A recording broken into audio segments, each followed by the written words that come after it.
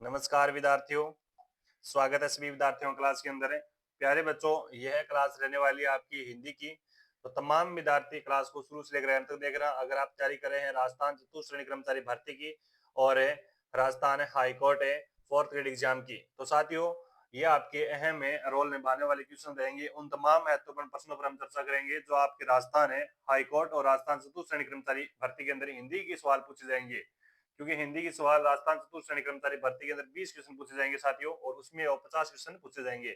तो चलिए करते हैं क्लास को शुरू से लेकर एंड तक देखना साथियों। स्क्रीन पर आज का आपका पहला क्वेश्चन रहेगा कि निम्नलिखित में से क्रिया से बनी भाववाचक संज्ञा कौन सी है? बड़पन है, सजावट है, अमीरी है और चालाकी है। सजन बिल्कुल करेक्ट आंसर क्या जाएगा आपका? सजावट जाएगा, बी आंसर है। सजावट जाएगा, बी आंसर है। सजन क्रिया से बनी भाववाचक संज्ञा सजावट है साथियों। और बड़ा, बड़ा विशेषण से बनी संज्ञा कौन सी है? बड़ा विशेषण से बनी भाववाचक संज्ञा है साथियों। और अमीरी की मैं बात करूं तो अमीर से विशेषण बनी भाववाचक संज्ञा है, और चालाक से बनी वो चालाकी है साथियों भाववाचक संज्ञा। लेकिन हमारा आंसर जाएगा, हमारा बी आंसर से जाएगा, करेक्ट आंसर है। उत्तम पुरुषवाचक सर्वनाम का प्रयोग किया जाता है किसी अन्य के लिए, सुनने वाले के लिए, बोलने वाले के लिए, उपयोग में से कोई नहीं। मोस्ट इंपॉर्टेंट क्वेश्चन, उत्तम पुरुषवाचक सर्वनाम का प्रयोग किया जाता है।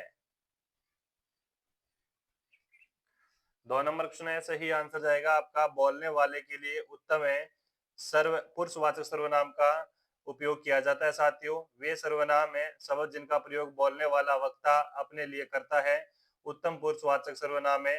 जैसे मैं, मुझे, मेरा, मुझको एक वचन है। हम में, हमें, हमारा, हमको बहुवचन है। इसका प्रयोग किया जाता है।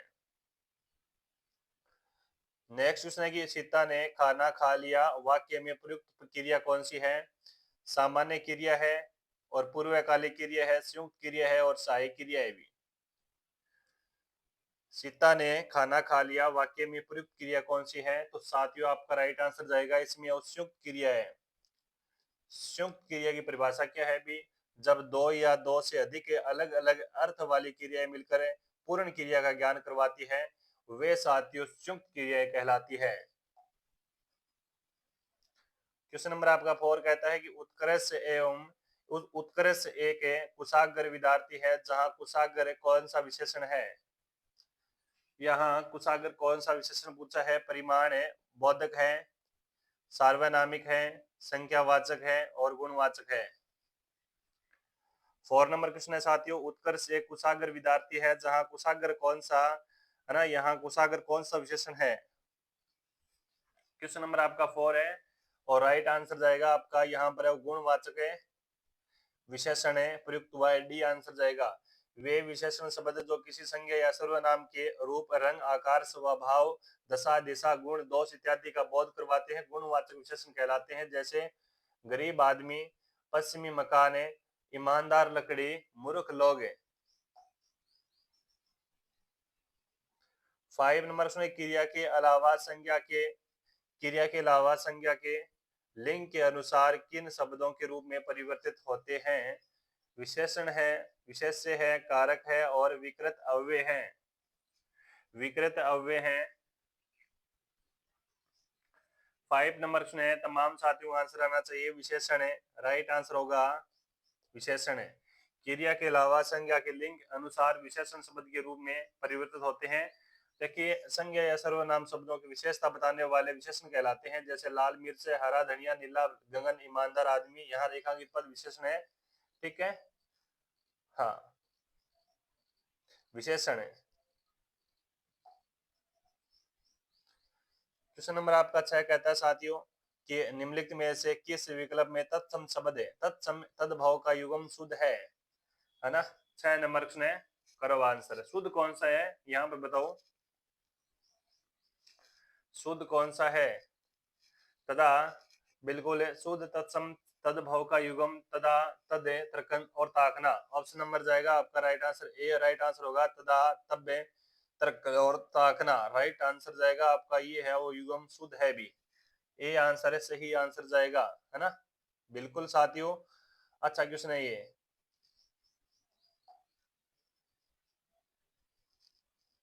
7 नंबर प्रश्न है कि निम्नलिखित में से चीनी शब्द है, पुरुष है, लोकाट है, किंडरगार्टन है और लामा है।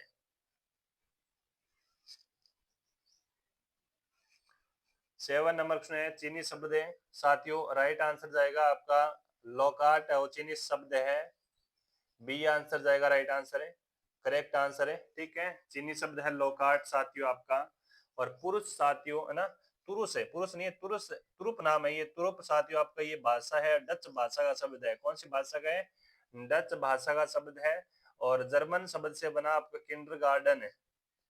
कौन सी भाषा से बना? जर्मन भाषा से बना आपका किंडरगार्टन। और लामा शब्द साथियों आपका तिब्बती भाषा का है भी। कौन सी भाषा का है? तिब्बती लैंग्वेज का है। ऑप्शन हमारा बी आंसर सही जाएगा, लोकाट है। क्वेश्चन नंबर आपका 8 कहता है साथियों कि नाविक का सही संधि विच्छेद है, नाव प्लस इक है, नो प्लस इक है, ना प्लस विक है और नावी प्लस क है। नाविक का सही संधि विच्छेद कौन सा है?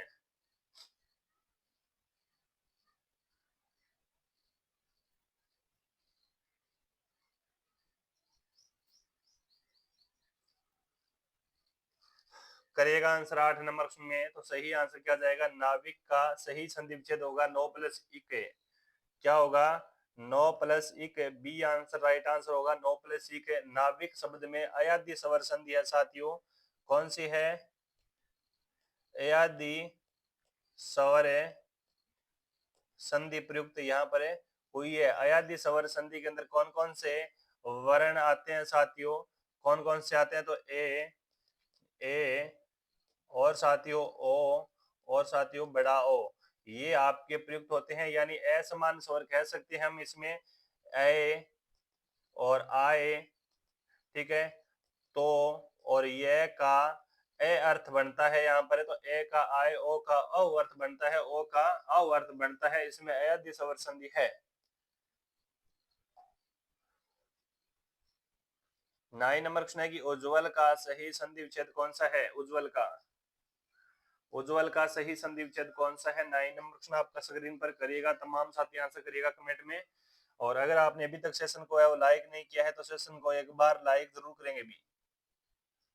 9 नंबर प्रश्न है उज्ज्वल का सही संधि विच्छेद है उत प्लस जवल।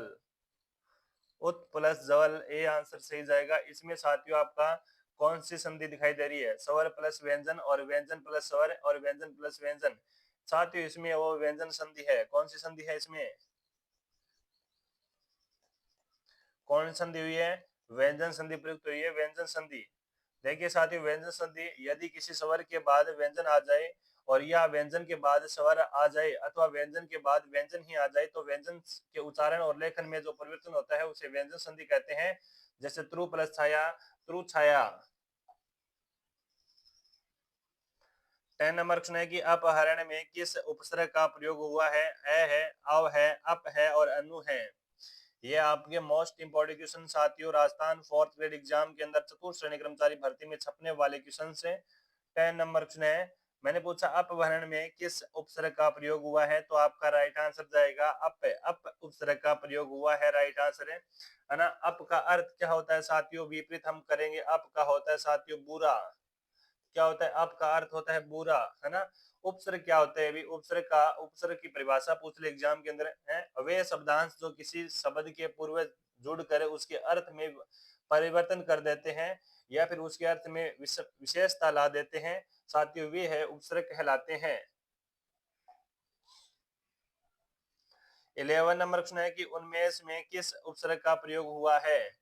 उप है, उद है, अपी है और आबी है।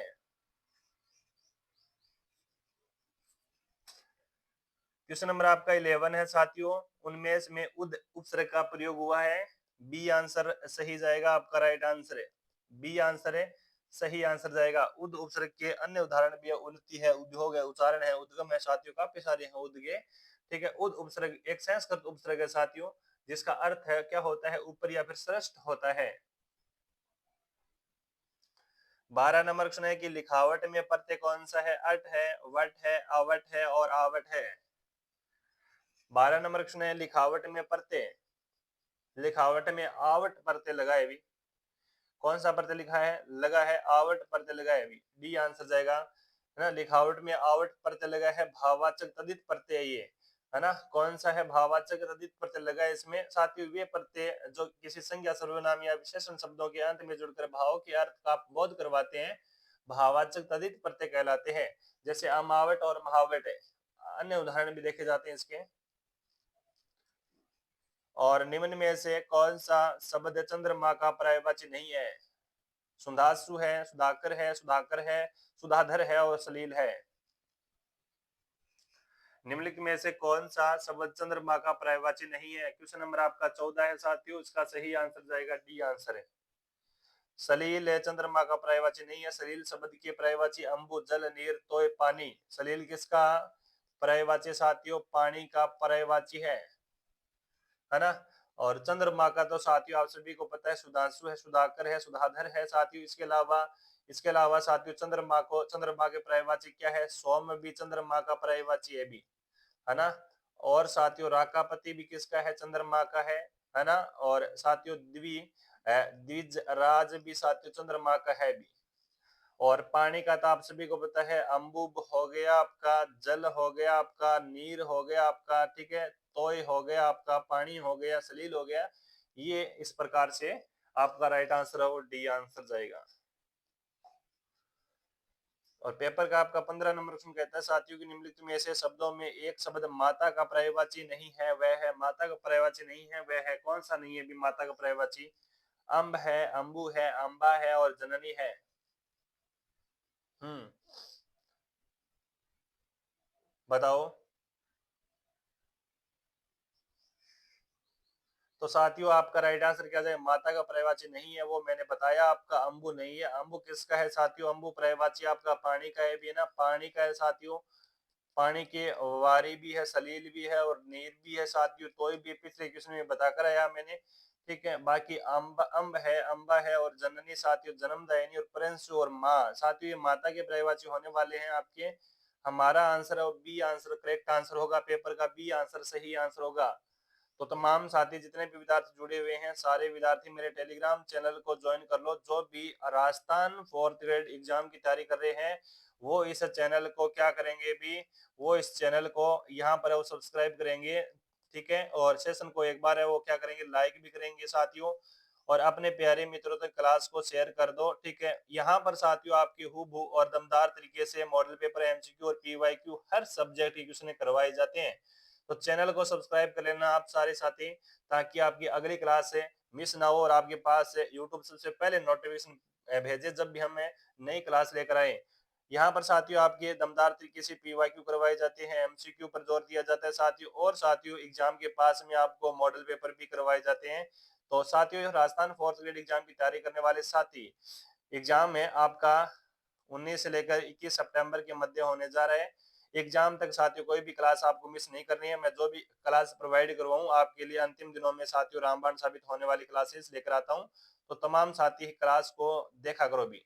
धन्यवाद साथियों, मैं मिलूंगा आपको लाइव सेशन के साथ। तब तक के लिए जय हिंद, जय भारत, वंदे मातरम और जय जय श्री राम।